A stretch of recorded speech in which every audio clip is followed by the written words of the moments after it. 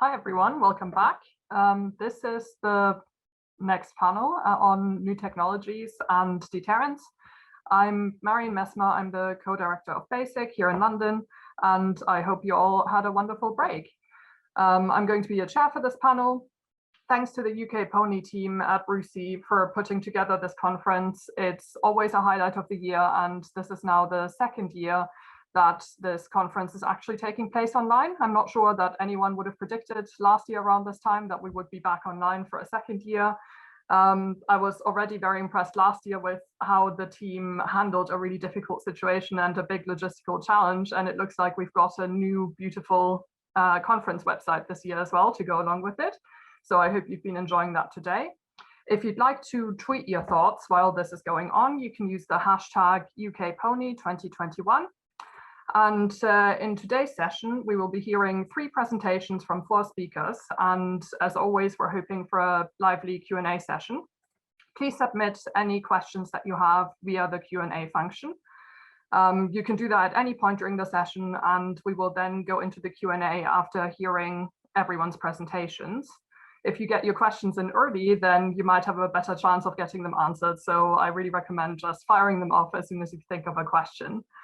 So without further ado, I'll introduce you to our speakers. So our first speaker today is Dr. Cameron Hunter, who is going to speak on the Rupture Talk of emerging technologies versus nuclear deterrence.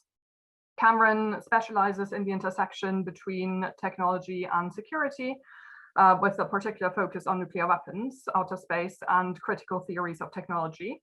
And he's currently a research associate at the towards the Third Nuclear Age project at University of Leicester. So Cameron is going to be our first speaker, followed by Dalia Landau, who's going to talk about the impact of new technology on strategic stability and a third nuclear age. Dalia is a final year undergrad student at the University of Leeds studying religion, politics, and society.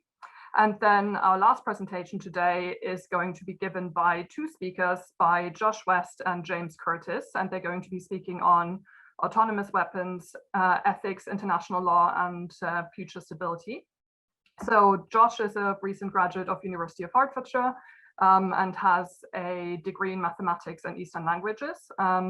And James is a chemical engineer from UCL, I'm really looking forward to all 3 of these presentations. I'm going to now hand over to Cameron, who will kick us off. Thanks.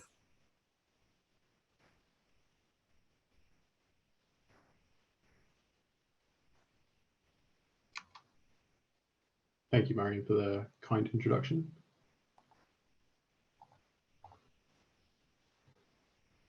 There we go. I think everything's working now.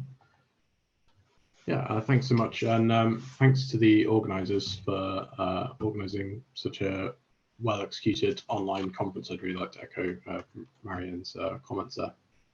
And I'm really looking forward to the discussion after the presentations as well. So today I want to walk you through how Gabrielle Heck's notion of rupture talk can be usefully applied to the issue, or I would term it discourse, of rupture talk. This is part of a larger project I have underway, and so given the time constraints, I'm focusing on quite a narrow part of it and hoping to more generate questions and discussion rather than kind of be exhaustive in some of my empirical points. My argument today is that in light of understanding emerging tech as a kind of rupture talk, we should be very skeptical that emerging tech truly constitutes a rupture in nuclear deterrence. There's a sense in the current emerging tech debates that technology is an overwhelming, independent social force in these kinds of emerging dynamics. And I think my response to that is to ask, where is the politics? And to be wary that there might be a degree of technological determinism that's getting wrapped up in these kinds of discussions. I think a practical response to this is to double down on the multidisciplinarity in the nuclear community. And I think UK PONI is a great platform that's already doing that. And I think it's great that also the panel that I'm appearing on is actually multidisciplinary in nature. So I was really pleased to see that.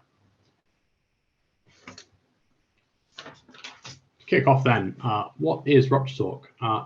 Gabrielle Hecht offers this definition.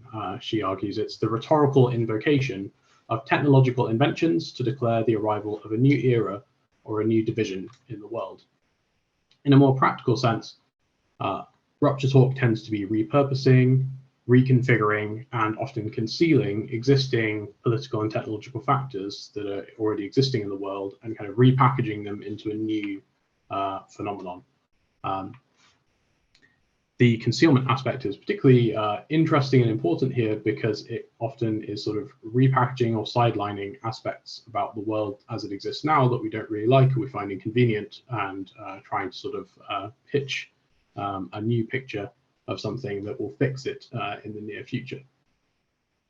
This matters a great deal, as I say, because if we're envisaging technology as something that's kind of pushing out politics from the equation and closing down potential political responses, then we need to look at whether this is really the case or not. So I've got these two provocations on the slide. I think the two main tasks, if we do see emerging tech as a kind of rupture talk, is that we need to revisit our assumptions about the past and about the theories of politics, but perhaps more specifically theories of deterrence as well. And it's also an invitation, I think, to reflect on what a true rupture in nuclear weapons affairs might actually look like.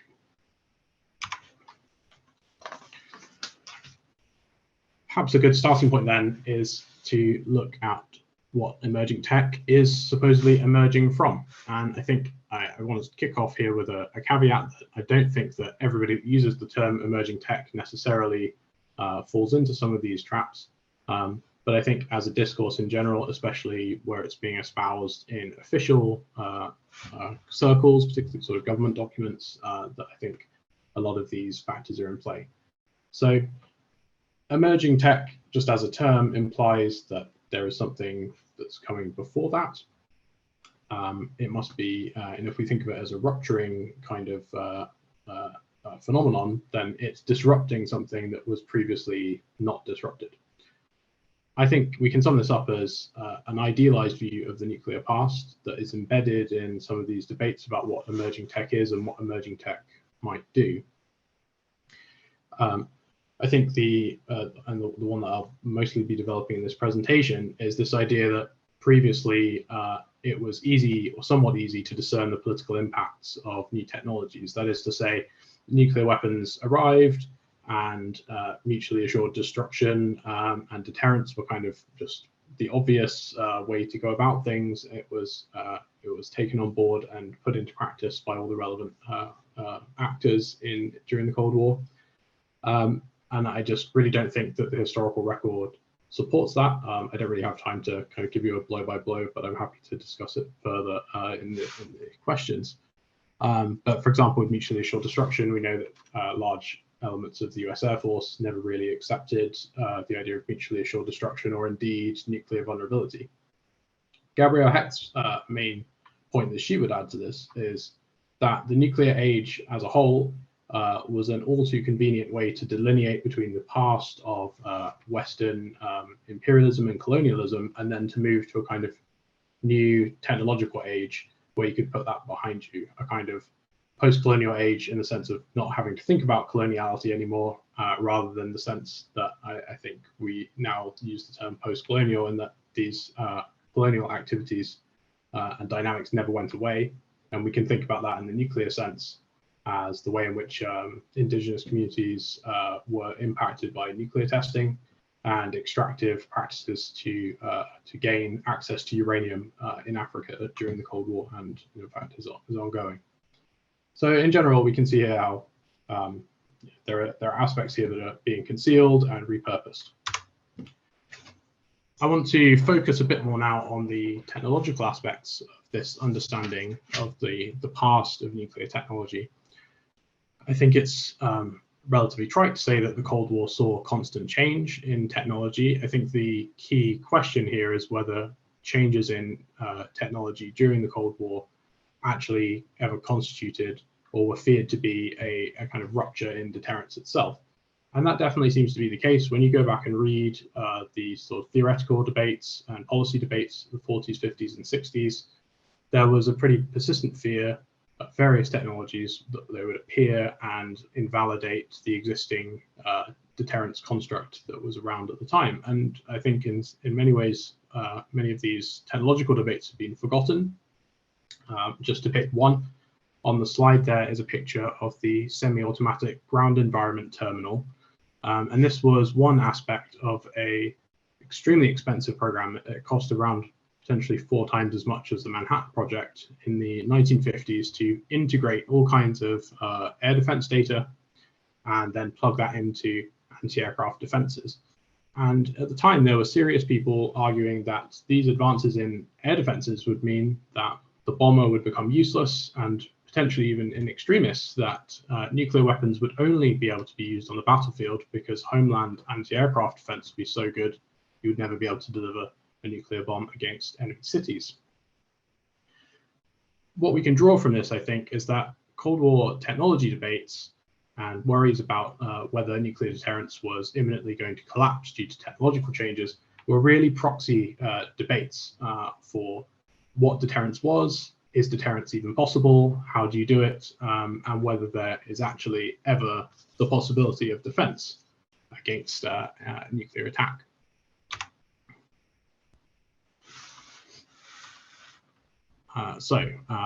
My background is particularly focused on strategic systems of all kinds in outer space, and so I've picked on sort of popular target of Reagan's Strategic Defense Initiative, otherwise known as Star Wars, to explore how we can understand hype in the past and look at how interdisciplinarity is one of the ways that we can cut through the hype. So as many of you will know, Ronald Reagan's administration hoped that a ballistic missile defense program that ended up being dubbed Star Wars could in effect overturn the nuclear age as it was understood at the time. That is to say, a technological development that was so profound that it would manage to prevent this problem of vulnerability to nuclear attack and in effect make the damage of a potential nuclear war actually acceptable to well, in this case, the US, to make it acceptable to US decision makers. I think this is a good example of Rupture Talk because it is this kind of attempt to say that technology and specifically the kind of inevitable development of technology will lead to this point where it can trump and kind of sideline the ultimately kind of uncomfortable political realities that are embedded in the circumstances that the decision makers were operating in.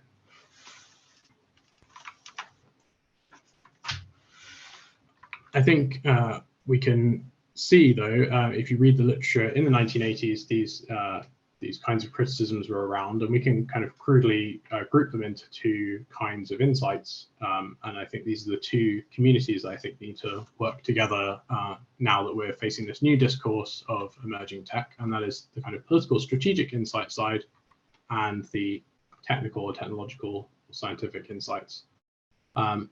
So I think we can see that Ronald Reagan's SDI program was never going to work. From the political side, it adopts this idea of the fallacy of the last move. This is the idea that by making some kind of intervention in the world, that there can be no response to it. You just kind of conveniently forget that. But of course, as the military will say, the enemy always gets a vote, and there are plenty of things that the Soviet Union's elite did think about as potential responses to ameliorate SDI if it was in fact to end up working. Perhaps more importantly, though, for those of you that like your Clausewitz, the nature of war is political. This is not something that technology teaches us, or technology can really change. It's a core aspect of the nature of war and conflict itself. More specifically for nuclear weapons politics, this means that unacceptable damage itself is politically defined. So when the Star Wars initiative attempted to make the potential damage of a nuclear war acceptable to decision makers, that itself is not something that technology can kind of define for you. What is unacceptable is something that is politically relative, and it can change over time.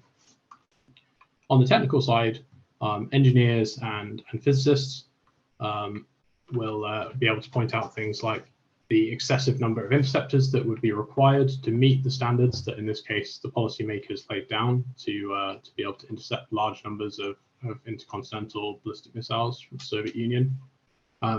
The diagram there is from Thomas Roberts' own engineering insights into more recent debates about space-based interception, but I think it's a really nice, crisp diagram for you to give you a sense of just how many orbits you need to populate with these things.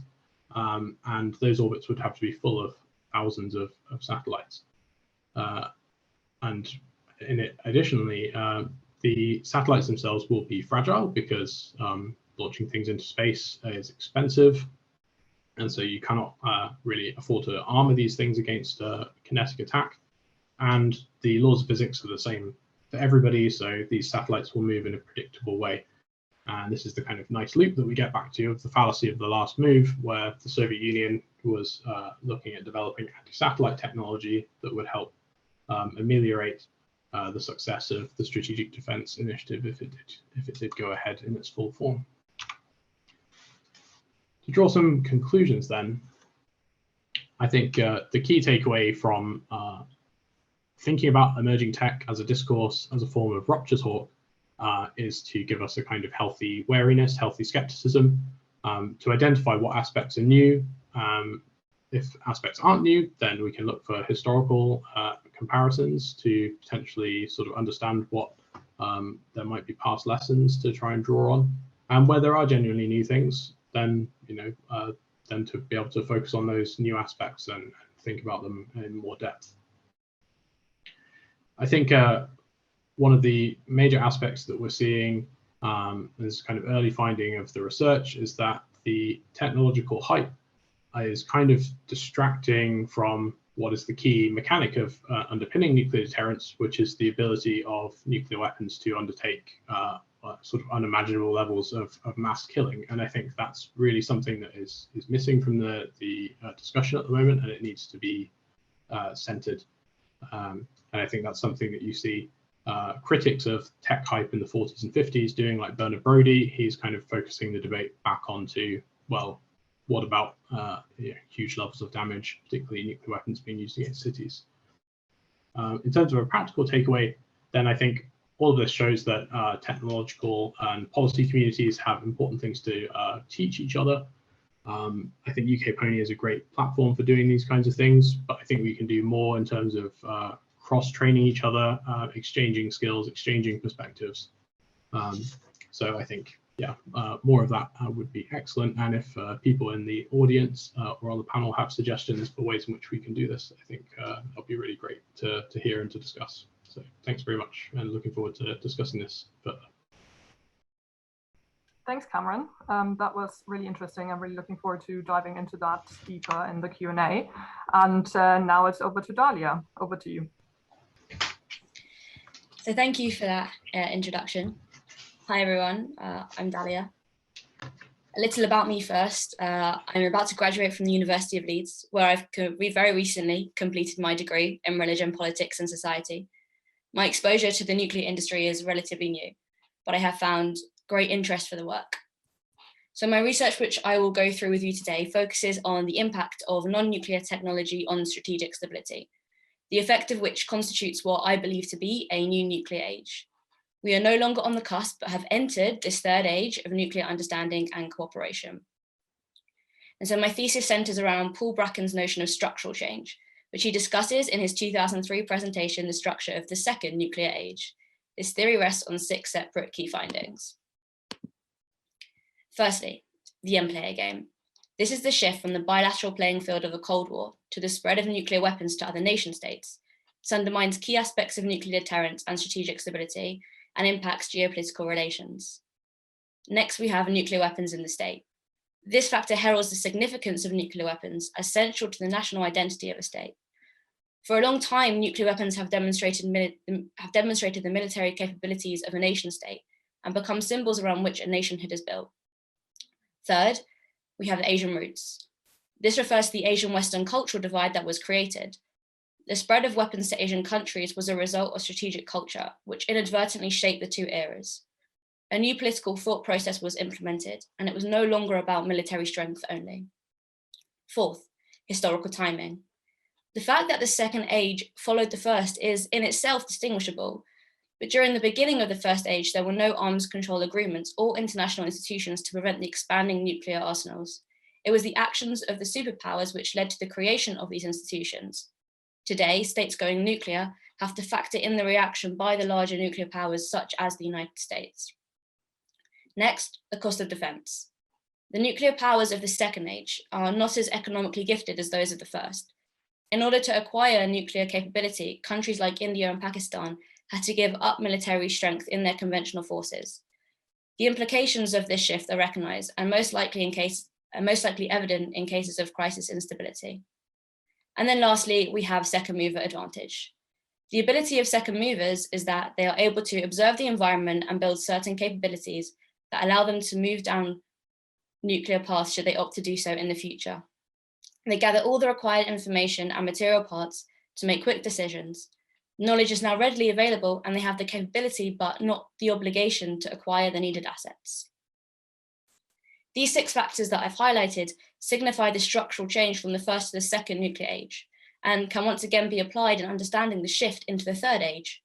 Whilst these factors cannot be replicated exactly, important sections within them possess significant links to the separation between the ages, and these can be utilized to evidence the existence of a third age, helping to determine the moments which are shaping and defining it. These surround the change in the geopolitical context, the undermining of a nation's deterrent capability, and the creation of a new national identity or a symbol of nationhood found within the development of technology. So, classifying nuclear politics into definitive ages is great as an intellectual construct, but what practical implications does that actually have on policy, dynamics, and why should we even care? Why does the construction of a nuclear age even matter? So nuclear ages are created to recognize and understand how states exploit opportunities and uncertainties created by the structural change of moving from one age to another. They're useful in order to shape and define particular moments of that era so that one can understand the political landscape existing at that time and best plan how to reduce nuclear risk. The impact presented by new and disruptive technology is often determined in how states acknowledge it. They are not separate. First, the impact happens, and then it is acknowledged.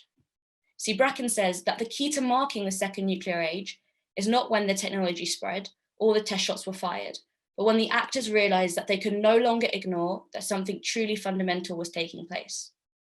We can no longer ignore that something truly fundamental has taken place in regard to the shift in nuclear dynamics driven by the impact of this emerging disruptive technology. In order to demonstrate such a shift and its effect on the structural change from the second to the third nuclear age, my research focuses on artificial intelligence and hypersonic weapons. The recent developments and latest application of artificial intelligence is found to be rather significant to the existence of the third nuclear age. At its very core, artificial intelligence was created to perform tasks which normally require human intelligence. It's considered machine learning technology.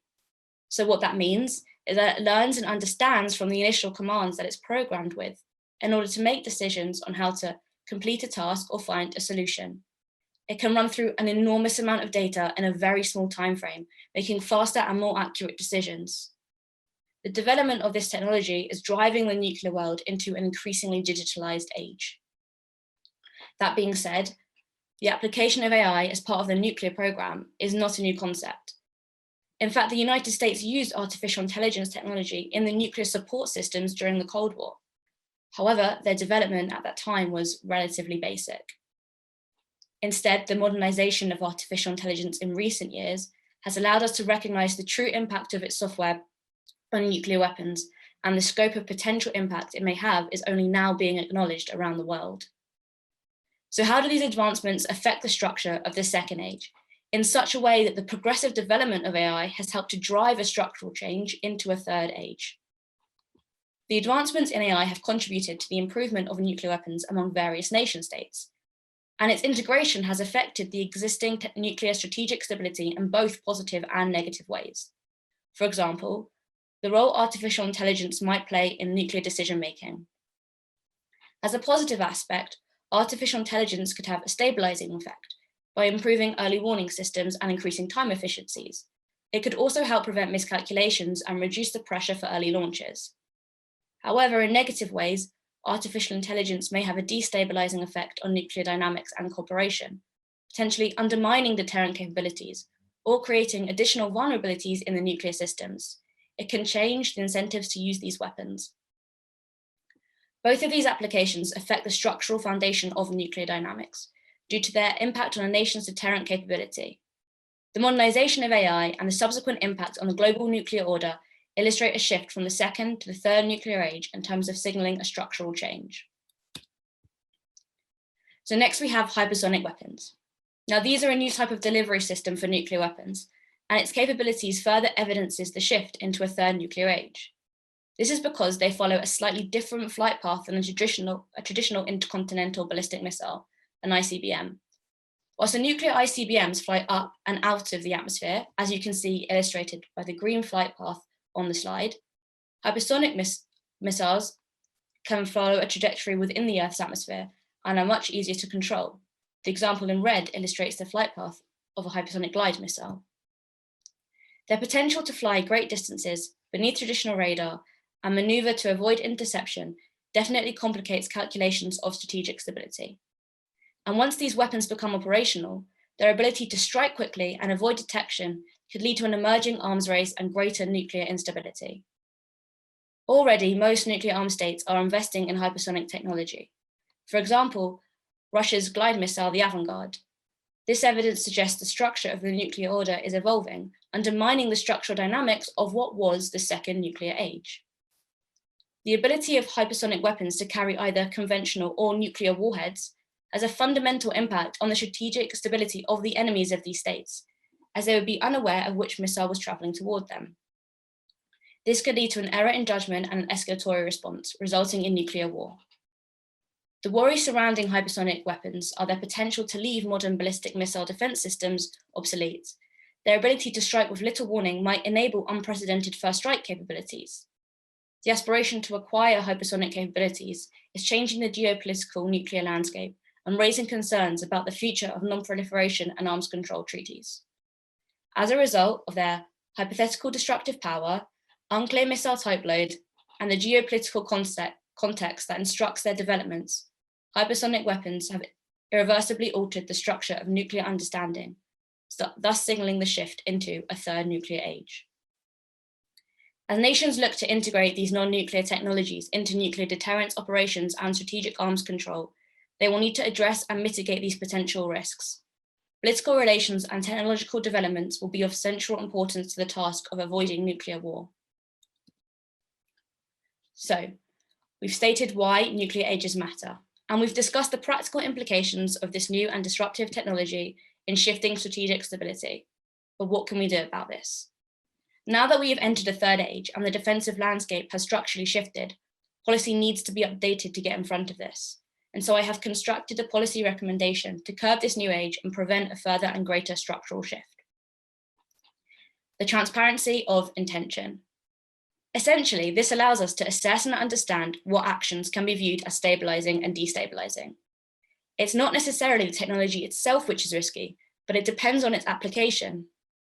At the very least, the P5 should consider adding the benefits and risks of disruptive technologies as a standing topic on its annual agenda, engaging other nuclear armed states as well as NATO allies in order to develop best practices and common understanding. Geopolitical tensions are rising and changing, ushering the global nuclear order to a third age. This shift is being driven by new and disruptive technology, but the shaping and defining of this third age is driven by policy choices of political elites based on their security and environment of each other. Dialogue may help provide the basis for concrete mechanisms of protection and control, and therefore transparency of intention is needed in order to prevent continued global lack of trust and create a mutual understanding and vulnerability. And so I return to Bracken's earlier quote, that the key to marking the second nuclear age is not when the technology spread or test shots were fired, but when the actors realized that they could no longer ignore that something truly fundamental was taking place. As the actors involved, it is our responsibility to acknowledge what is taking place and mitigate for it. My focus for this policy recommendation is transparency. Now that we have entered a third age, I truly believe that transparency is key. But how do we implement this? Well, firstly, we look to artificial intelligence. Now that AI is integrated into nuclear systems, we need to acknowledge the potential negative impact it could have if the risks are not mitigated, whilst also recognizing the positive influence over nuclear decision-making. Next, in regard to hypersonic weapons, one of the key issues is the inability to distinguish between a nuclear and conventional payload. Perhaps some form of policy or arms treaty can be structured, even if it's as simple as a specific shape or color. The implication of this policy recommendation does not mean that traditional frameworks and existing policies of governance are obsolete. Rather, we need to construct and shape strategies and objectives to meet the new narrative and challenges of this new third nuclear age. Until we acknowledge this new third nuclear age, we will be unable to mitigate for it. Thank you for listening. Thanks, Dalia. That was really interesting. And I'm particularly looking forward to talking about some of the policy recommendations that you made a bit more in the Q&A. I think there's a lot there that we can talk more about, and hopefully there will also be lots of questions for you from the audience. I hand over now to James and Josh. Really looking forward to your presentation as well.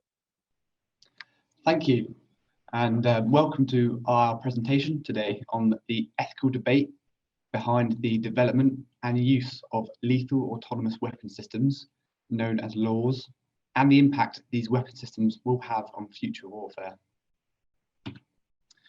So, as a brief outline on what we will discuss today, we will introduce artificial intelligence, AI, and how it is currently being used, and then define what LAWS are and the stage of development they have reached. We will then move on to the ethical debate surrounding both the development and the use of LAWS. After this, we will analyse the current regulations and the international laws in place to regulate this technology, whilst looking at the official stances from nations and non-governmental organisations. Finally, we will examine the options for improving the regulations and how we believe this technology should be controlled. So, moving on to defining AI and its uses. AI is defined as a system developed in computer software that solves tasks requiring human-like perception, cognition, learning, and communication. There are different strengths of AI, with autonomous weapons defined as strong artificial intelligence. There are various forms of AI being used in everyday life, like Netflix recommendation systems and social media, whilst AI is already being used for surveillance and reconnaissance missions in military scenarios. Fully autonomous weapons have not yet been developed, but a strong campaign has already been launched to ban their development. However, the AI used in military scenarios often overlaps with AI used to benefit civilian life, so countries are indirectly helping to develop AI for military purposes. So the difficulty in defining LAWS stems from the inability to determine the level of autonomy a system possesses. Autonomy should be viewed as more of a spectrum as opposed to a categorical characteristic. This slide here shows the varying levels of autonomy. However, it is rare that a system fits perfectly into one of the above categories.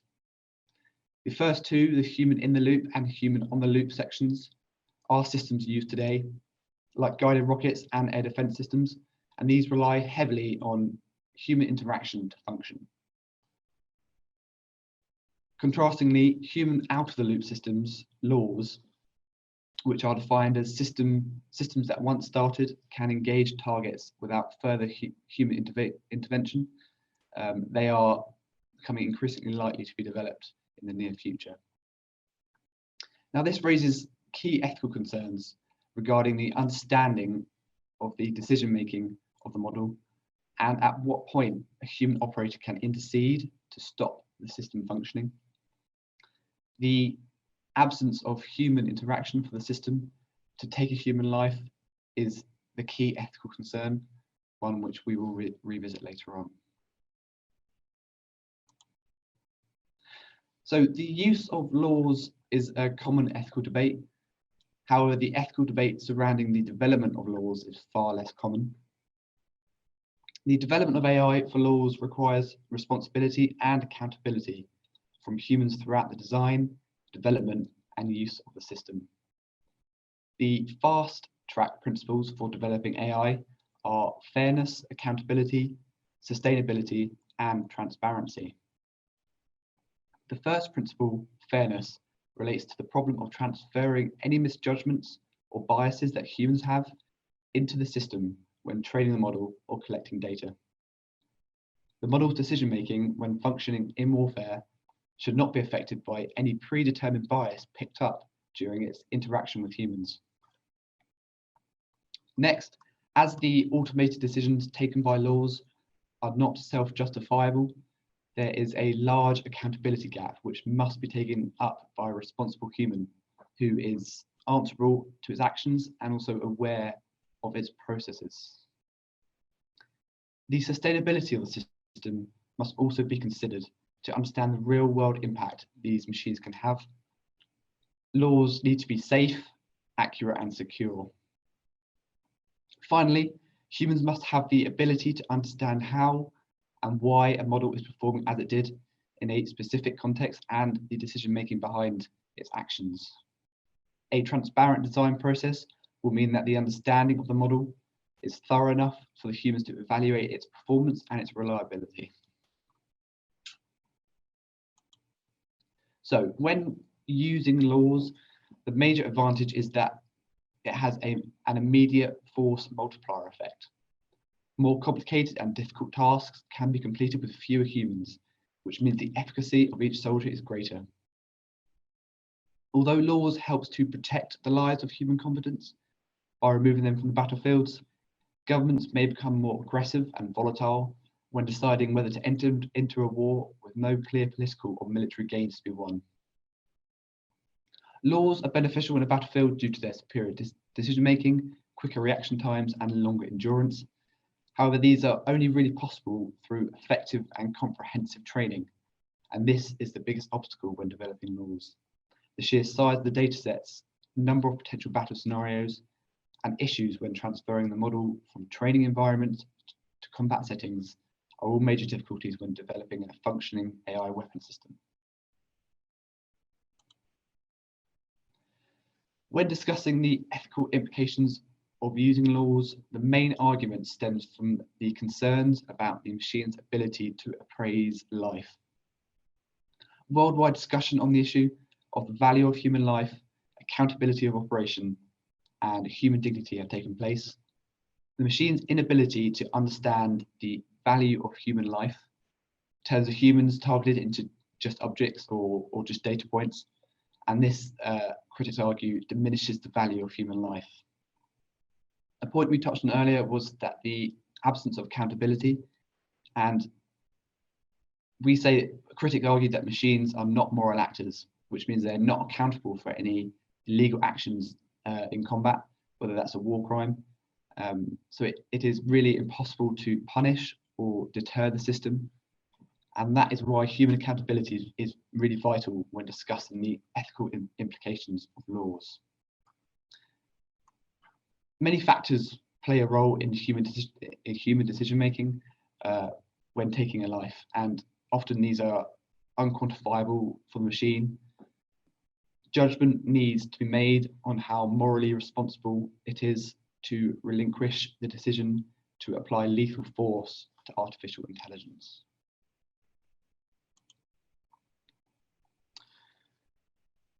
Looking at the current regulations, the Geneva Conventions and its additional protocols aim to limit the cruelty of warfare, whilst international humanitarian law looks to restrict the means and methods of warfare.